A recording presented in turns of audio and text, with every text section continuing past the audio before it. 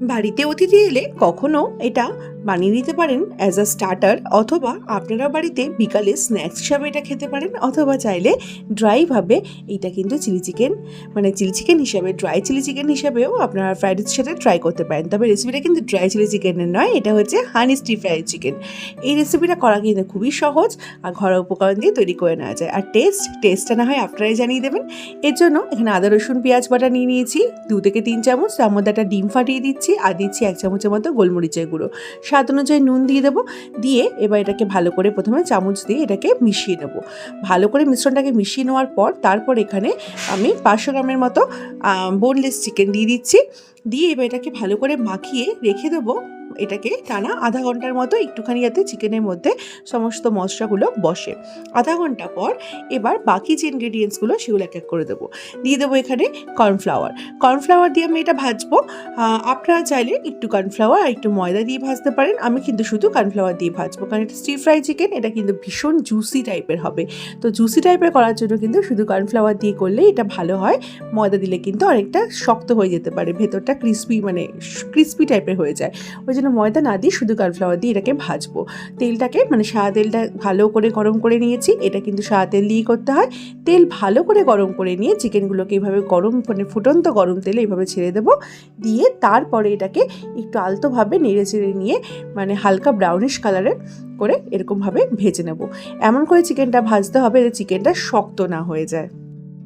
High ফ্লেমে প্রায় 2 থেকে 3 মিনিট ভাজলে কিন্তু চিকেনটা একদম ভেতরে জুসি থাকবে আর উপর দিয়ে এরকম করে ভাজা হয়ে যাবে। চিকেনটাকে ভেজে তুলে নিলাম। এবার অপর দিকে বানিয়ে নেবো এটা সস। এখানে নিয়ে নিচ্ছি কাশ্মীরি লঙ্কার গুঁড়ো 2 টেবিল স্পুনের মতো, তার মধ্যে 1 টিস্পুনের মতো ভিনিগার দিচ্ছি আর দেবো 2 টেবিল স্পুনের মতো জল। এবার এটাকে ভালো করে একটু কাঁটা চামচ দিয়ে একটু ভালো করে মিশিয়ে নিচ্ছি। কাঁটা চামচ দিয়ে মেশালে একটু লামস হয় না। তারপরে একটু চিকেন ভাজার তেল এর মধ্যে 1 চামচের মতো দিয়ে দিচ্ছি। দিয়ে এটাকে আরেকটু ভালো করে স্টির করে নিচ্ছি। দিয়ে দিচ্ছি 1 টেবিল স্পুনের মতো সোয়া সস, 1 টেবিল স্পুনের মতো টমেটো সস টমেটো কেচাপ, আর দেবো এখানে চিলি সস 1/2 টিস্পুনের মতো, আর দেবো হানি মধু এখানে 1 টেবিল স্পুনের মতো। হানিটা দেবেন, তার পরিবর্তে কিন্তু কোনো রকমের হানি দিচ্ছি বলে কোনো রকমের কিন্তু লাস্টের দিকে চিনি অ্যাড করা যাবে না। হানিটাই কিন্তু সেই সুইটনেসের একটা ব্যালেন্সের কাজ করে দেবে। এবার এটাকে ভালো করে মিশিয়ে একটা সস অলরেডি বানিয়ে রেখে দিচ্ছি সাইডে। এবার চলে যাচ্ছি রান্নায়। এখানে মাংসটা ভেজে নিয়ে তুলে নেওয়ার পর তেলটাকে একটু কমিয়ে নিয়েছি আর দিয়ে দিচ্ছি 1 টেবিল স্পুনের মতো আদা কুচি, 1 টেবিল স্পুনের মতো রসুন কুচি আর 1 টেবিল স্পুনের মতো আদা রসুন পেঁয়াজ বাটা দিয়ে এটাকে এবার ভালো করে একটুখানি স্টির ফ্রাই করে নিচ্ছি।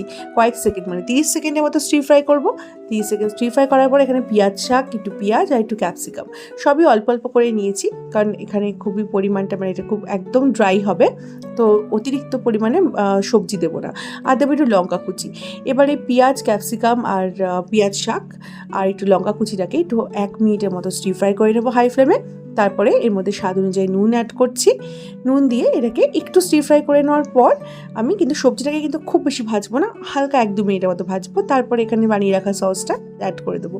সসটাকে দিয়ে এবার গ্যাসের ফ্লেমটাকে হাই করে এটাকে একটুখানি নেড়ে চেড়ে নেবো।